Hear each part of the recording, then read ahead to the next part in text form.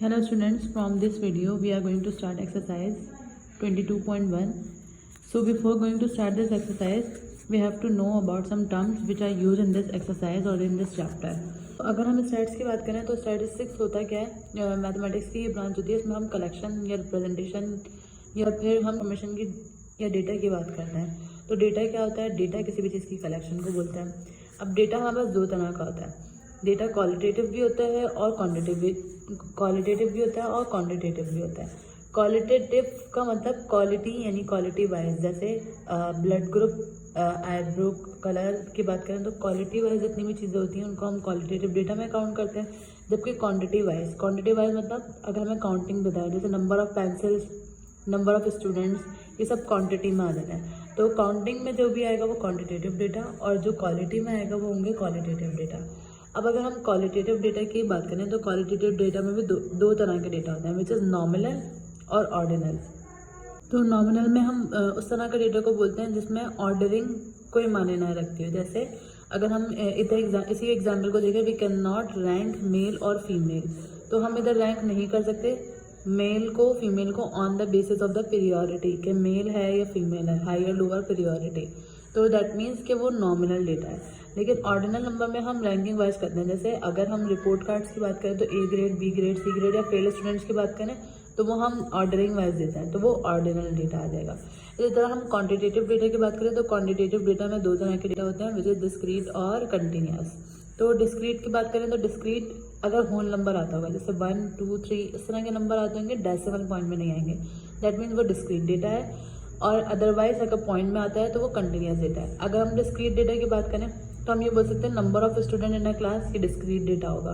इस तरह अगर हम कंटिन्यूस की बात करें तो कंटिन्यूस में पॉइंट में जा सकते हैं। जैसे अगर हम हाइट की बात करें तो हाइट 5.4, 5.3 इस तरह से हो सकती है। वेट की बात करें तो वो भी हो सकता है, तो वो कंटिन्यूस होंगे। अदरवाइज जो होल नंबर में आएंगे वो डिस्क्रीट होंगे। तो इसको हम इस तरह से कर सकते हैं कि अगर हमारे पास कोई डेटा हो तो उसको हम क्वालिटी और क्वांटिटेटिव टू टाइप्स में ब्रेक कर देंगे। इधर क्वालिटेटिव डेटा होगा तो उसको नॉमिनल और ऑर्डिनल। नॉमिनल वो डेटा जो जिसमें ऑर्डर नेसेसरी नहीं होगा, जबकि ऑर्डिनल वो डेटा जिसमें हम ऑर्डर वाइज अरेंज करते हैं।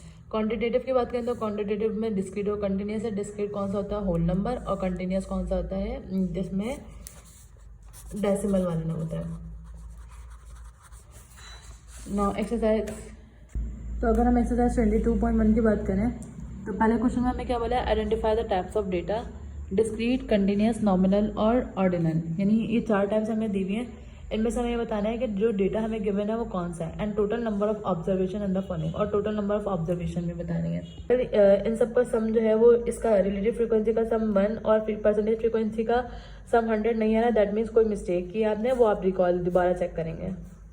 तो सबसे पहले अगर हम पार्ट 1 की बात करें यानी पार्ट ए की, तो यहाँ पर हमें क्या बोला? Number of visitors in a school mall per day for 30 days. तो सबसे पहले हम आइडेंटिफाई करेंगे क्वालिटेटिव डेटा की बात हो रही है या क्वांटिटेटिव डेटा की बात हो रही है। तो नंबर ऑफ विजिटर ये क्वांटिटी बता रहा है, तो क्वांटिटी में हम कौन सा डेटा यूज़ करते हैं? क्वांटिटेटिव। तो अगर हम क्वांटिटेटिव डेटा को देखें तो क्वांटिटेटिव डेटा में हमारे पास दो तरह के हो जाएंगे, डिस्क्रीट या कंटिन्यूस। तो नंबर ऑफ विजिटर कभी भी कंटिन्यूस नहीं हो सकते, क्योंकि नंबर ऑफ विजिटर्स हमेशा होल नंबर में आएंगे। तो ए पार्ट में को हम किस तरह से लिख सकते हैं कि ये क्या होगा? Discrete data.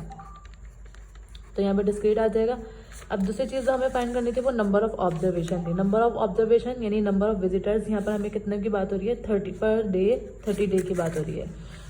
तो हम इधर क्या लिख देंगे? n = 30। नंबर ऑफ ऑब्जर्वेशन को हम स्मॉल एन से रिप्रेजेंट करेंगे, और कितने नंबर ऑफ ऑब्जर्वेशन है? 30, तो हमने इधर 30 लिख दिया। नाउ सेकंड पार्ट, तो सेकंड पार्ट में हमें क्या बोला? Time in minutes per day spend by a person in gym for a month. Time in minutes per day. अब यहाँ पे जो डेटा की बात हो रही है वो भी क्वांटिटेटिव डेटा की बात हो रही है। क्वालिटी किसी किस्म की नहीं है, क्वांटिटी है, तो क्वालिटेटिव डेटा है।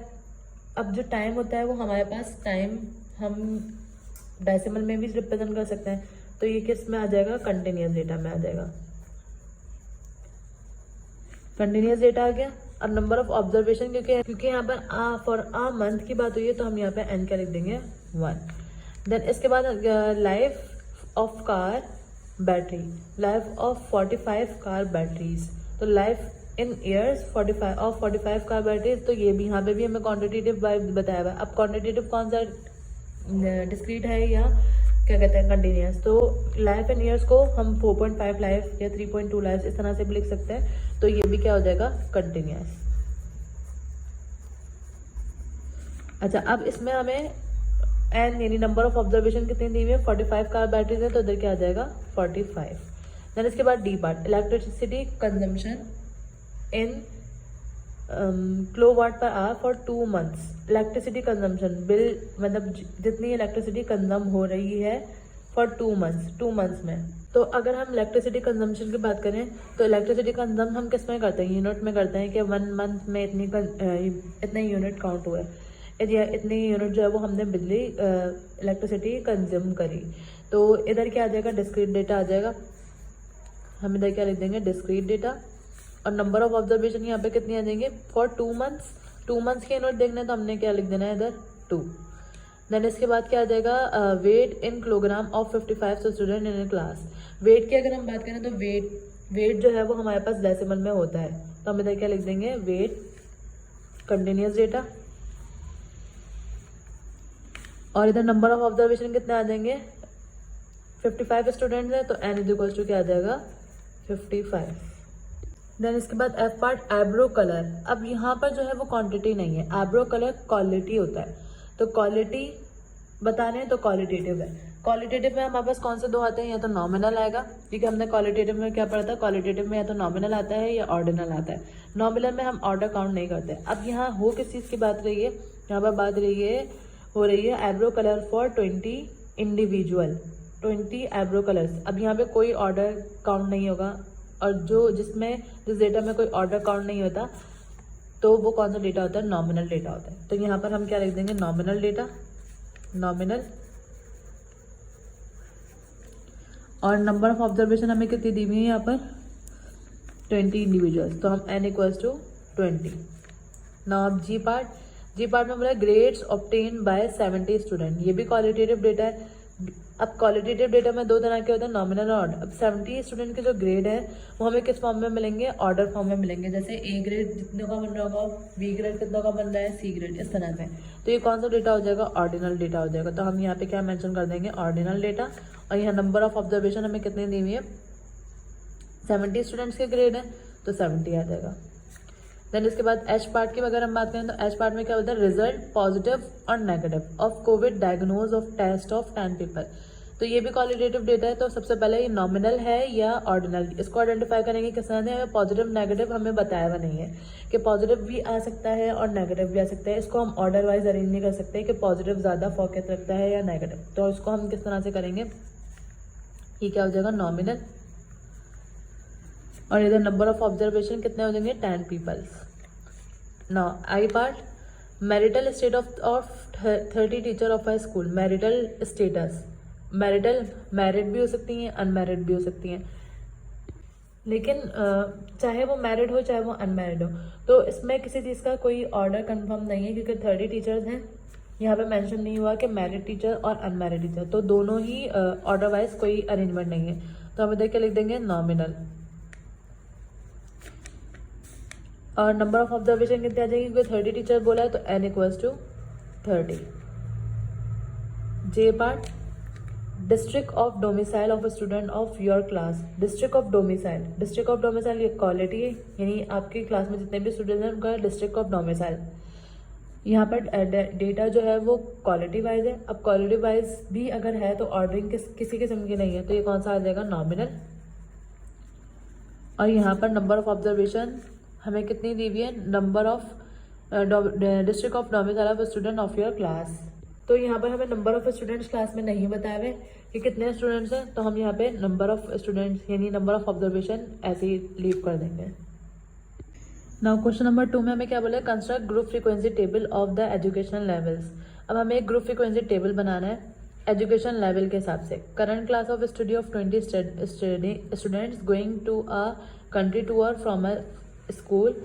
जो करंट स्कूल के स्टूडेंट्स हैं वो कंट्री टूर पे जा रहे हैं स्कूल की तरफ से। द एजुकेशनल लेवल आर, अब जो एजुकेशनल लेवल है वो क्या क्या है, 8 है, मैट्रिक है यानी मैट्रिक क्लास है, 8, 6, 9 मैट्रिक ये सारे लेवल जो दिए हुए हैं, हमें कौन से क्लास लेवल दिए हुए हैं, 5 भी है, यहाँ पे 5 भी है और 4 भी है। तो सबसे पहले जब हम ग्रुप फ्रीक्वेंसी टेबल बनाते हैं तो किस तरह से बनाते हैं, इस तरह से हमने चार्ट बना लेना है। एजुकेशन लेवल जो हमें इसमें मेंशन है 4, 5, 6, 7, 8 यानी 4 टिल मैट्रिक क्लास दी हुई है। अब यहाँ हमें 2 कॉलम्स और बनाने हैं, विच इज टैली मार्क और फ्रीक्वेंसी। यानी फ्रीक्वेंसी क्या होती है, नंबर ऑफ स्टूडेंट्स हमें कितने दिए हुए हैं क्लास लेवल के हिसाब से। तो सबसे पहले अगर हम टैली मार्क्स की बात करें, टैली मार्क्स हम किस तरह से लगाते हैं, काउंट करते हैं हम 4 क्लास हमें कितनी बार रिपीट हो रही है। तो 4 क्लास यहाँ पर एक ही है तो हम 1 टैली मार्क कर देंगे। देन आ जाते हैं 5 क्लास पर, 4 क्लास यहाँ से हम कट कर देंगे। अब 5 पर आते हैं। 5 कहाँ है, 5 हमें यहाँ दी हुई है यहाँ पर, तो 5 क्लास भी एक ही दी हुई है तो यहाँ पर एक ही टैली मार्क आएगा। देन इसके बाद 6 देखेंगे, 6 चेक करेंगे, 6 हमें कितनी बार रिपीट हो रही है, 1, 2, 3। तो हम टैली मार्क किस तरह से लगाएंगे, 1, 2, 3। देन इसके बाद 7 क्लास, तो 7 क्लास यहाँ पे कितनी बार रिपीट हो रही है, 1, 2, बस। तो हम यहाँ पे टैली मार्क कितने लगाएंगे, 2 लगाएंगे। देन इसके बाद आ जाते हैं 8 क्लास, तो 8 क्लास 1, 2, 3 बस। तो हम यहाँ कितने टैली मार्क लगा देंगे, 1, 2, 3। देन इसके बाद 9 क्लास, 9 क्लास कितने बार रिपीट हो रही है,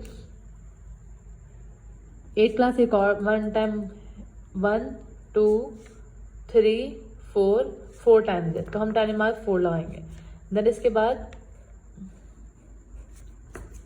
9 क्लास, तो 9 क्लास कितनी बार रिपीट हो रही है, 1, 2, 3, 4 टाइम रिपीट हो रही है तो हमें तो कितने मार्क लगाने हैं, 1, 2, 3, 4। देन इसके बाद 5 मैट्रिक क्लास, यानी 1, 2, 3, 4 और 5 टाइम रिपीट हो रही है। अब 5 टाइम को हम किस तरह से लगाएंगे, 1, 2, 3, 4 और 5 इस तरह से कट कर देंगे तो ये 5 का एक बंद बन जाएगा। तो ये जो बंद बनता है ये हमें फ्रीक्वेंसी लिखने में आसानी होती है इससे। अभी तो ये नंबर ऑफ ऑब्जर्वेशन हमारे पास कम है तो इजीली बन गया, लेकिन जहाँ नंबर ऑफ फ्रीक्वेंसी ज़्यादा होती है तो फिर हम इस तरह से बंच बना देते हैं, उससे आसानी रहती है। तो अगर 4 की ऑब्जर्वेशन नंबर ऑफ स्टूडेंट देखें तो 1 है तो हम यहाँ पे क्या लिख देंगे, 1। 5 के भी कितने हैं, 1, तो यहाँ पे 1 आ जाएगा। देन 6 के भी कितने हैं, 3, तो यहाँ पे 3, यहाँ पे 2, यहाँ पे 4, यहाँ पे भी 4 और यहाँ पे एक बंच है यानी 5। अब अगर हम इन सबको काउंट करें तो 5 + 4 इज 9, 9 + 4 इज 13, 13 + 2 15, 15 + 3 18 + 1 19, 19 + 1 इज 20। तो टोटल नंबर ऑफ स्टूडेंट हमारे पास कितना है, 20। और अगर हम क्वेश्चन की बात करें तो क्वेश्चन में भी हमें क्या बोला था, 20 students going to a country. That mean हमने जो फ्रीक्वेंसी टेबल का चार्ट बनाया है वो बिल्कुल सही बनाया है। तो ये क्वेश्चन नंबर क्या है, क्वेश्चन नंबर 2। इसके बाद क्वेश्चन नंबर 3, क्वेश्चन नंबर 3 में क्या बोला था, mode of transport use by 20 student. जो ट्रांसपोर्ट का मोड यूज़ कर रहे हैं 20 student to attend a language course, एक लैंग्वेज कोर्स को अटेंड करने के लिए। वह नोटेड एज गिवन बिलो, उसका चार्ट हमें दिया हुआ है कि कितने स्टूडेंट जो है वो थ्रू वॉक आ रहे हैं या थ्रू बाइक आ रहे हैं या बस आ रहे हैं या कार आ रहे हैं। तो यहाँ हमें अगर हम नंबर ऑफ ऑब्जर्वेशन बनाएं तो नंबर ऑफ ऑब्जर्वेशन हमें 20 दी हुई है, लेकिन अगर हम मॉड देखें इनका तो हमें क्या दिया, वॉक, बाइक, बस और कार। तो ये क्या हो जाएगा, मॉड हो जाएगा। तो हमने यहाँ लिख दिया वॉक, बाइक, बस और कार। तो अब अगर हम डेटा को देखें, सबसे पहले डेटा बनाने के बाद यानी ये लिखने के बाद हम क्या सबसे पहले टैली मार्क लगाते हैं। तो टैली मार्क में सबसे पहले वॉक है, तो वॉक कितने स्टूडेंट हैं, 1 2 3 4 5 6 7। तो इसको हम किस तरह से मार्क करेंगे, 1 2 3 4 5 6 7। इस तरह से 5 का बंद बनाते हैं, जो बच जाते हैं फिर हम अलग से लिख देते हैं सेपरेट। फिर इसके बाद बाइक है तो 1 2 3 नहीं 1 2 बस 2 है तो इधर 2 आ जाएगा। बस 1 2 3 4 5 6, तो 1 2 3 4 5 और ये 6। देन कार 1 2 3 4 5, तो 1 2 3 4 5। अब फ्रीक्वेंसी मालूम करनी है, फ्रीक्वेंसी किस तरह से टैली मार्क से फाइंड करेंगे, तो 5 6 7 आ गई। 2 है इसकी फ्रीक्वेंसी, इसकी 5 + 1 6 है और इसकी फ्रीक्वेंसी कितनी है 5। तो अगर हम इस टोटल को काउंट करें तो टोटल कितना हो जाएंगे 6 + 5 इज 11, 11 + 2 इज 13 एंड 13 + 7 इज 20। तो हमें यहाँ पर नंबर ऑफ स्टूडेंट भी कितने दिए हुए थे, 20 दिए हुए थे। देन इसके बाद हमें रिलेटिव फ्रीक्वेंसी भी फाइंड करनी है और परसेंटेज फ्रीक्वेंसी, जबकि डेटा में हमें सिर्फ परसेंटेज फ्रीक्वेंसी मालूम करने की दी थी। परसेंटेज फ्रीक्वेंसी से हम रिलेटिव फ्रीक्वेंसी से हम परसेंटेज फ्रीक्वेंसी निकालते हैं, इसलिए हमने रिलेटिव फ्रीक्वेंसी का कॉलम अलग बना लिया और परसेंटेज फ्रीक्वेंसी का कॉलम अलग बना लिया। तो सबसे पहले अगर हम रिलेटिव फ्रीक्वेंसी की बात करें तो रिलेटिव फ्रीक्वेंसी का यहाँ पे फॉर्मूला मेंशन हुआ हुआ है, which is frequency upon number of n is number of observation. तो फ्रीक्वेंसी कितनी है 7 divided by number of observation कितने दिए हुए हैं यहाँ पर 20 दिए हुए हैं। तो अगर हम 7 को 20 से डिवाइड करवाएं तो आंसर क्या आएगा, आ जाएगा 0.35। तो हम इधर क्या मेंशन कर देंगे 0.35। इसी तरह यानी हर फ्रीक्वेंसी की रिलेटिव फ्रीक्वेंसी निकलेगी और हर रिलेटिव फ्रीक्वेंसी से हम क्या निकालेंगे परसेंटेज फ्रीक्वेंसी। तो अगर हम इस वाले पर आए तो इसकी फ्रीक्वेंसी क्या है 2 डिवाइड करवा देंगे 20 से। तो 2 को जब हम 20 से डिवाइड करवाएंगे तो आंसर आ जाएगा 0.1। इसी तरह 6 डिवाइडेड बाय ये डिवाइड जो है वो नंबर ऑफ ऑब्जर्वेशन से ही होगा, यानी हर फ्रीक्वेंसी जो है वो नंबर ऑफ ऑब्जर्वेशन से डिवाइड हो जाएगी। 6 को 20 से डिवाइड करेंगे तो 0.3। इधर 5 को कैसे डिवाइड करना है 20 से, तो 5 को 20 से डिवाइड करवाएंगे तो आंसर आ जाएगा 0.25। और इन सबका सम यानी 0.35 प्लस 0.1 प्लस 0.3 प्लस 0.25 इन सबका सम आ जाएगा 1। देन इसके बाद हम क्या करेंगे परसेंटेज फ्रीक्वेंसी मालूम करेंगे। परसेंटेज फ्रीक्वेंसी हम किस तरह निकालेंगे, ये रिलेटिव फ्रीक्वेंसी का फॉर्मूला है, मल्टीप्लाई करवा देंगे 100 से, यानी 0.35 को मल्टीप्लाई करवा देंगे 100 से तो आंसर विल बी 35। इसी तरह 0.1 को मल्टीप्लाई करवा देंगे 100 से तो आंसर विल बी 10। इसी तरह 0.3 को जब हम 100 से मल्टीप्लाई करवाएंगे तो आंसर विल बी आंसर हो जाएगा 30। इधर 0.25 को मल्टीप्लाई करवाएंगे 100 से तो आंसर क्या हो जाएगा 25। और जब हम इन सबका सम लेंगे 35 + 10 45, 45 + 30 75 और 75 + 25 इज 100।